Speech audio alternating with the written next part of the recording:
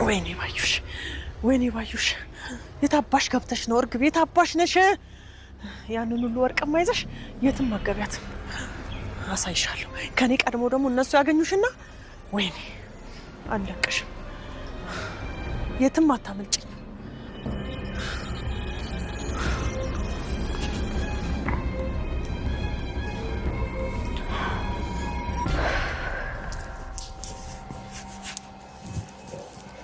እንዴ አሲር ምን እያደረክ ነው?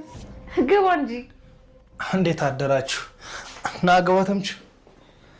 እንዴት ነው አሲር? እንዴት ነሽ አንቺ? እንዴት ተምቹ? ይነሻማ። እግዚአብሔር ይመስገን። እንዴት ናችሁ? እሳቸው ናቸው እናትሽ? አዎ እኔን ነው አይደል የምትመስለው? ምን ይጠየቃል? አሁን እንዴት ናቸው? ያው እንደምታያት ናት። አይዞሽ ምንም አይሆኑም። እንደሱ ነው ብለህ ነው? አዎ ፋያው ታሞ እያለ አታስታውሽ?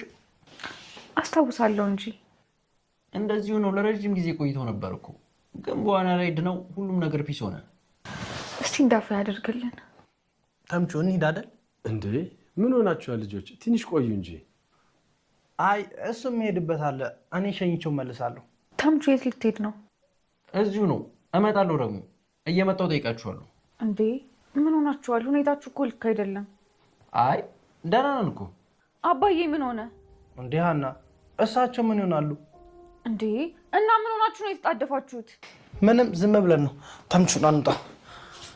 እሺ በቃ በሉ ተምቹ። ቻው። እሺ ምን ሆነ? ባክቷቸው፣ እነዚህ እብዶች ናቸው። የሚያወሩትን ሁሉ እኮ አያውቁም። ተቀመጥ አባዬ።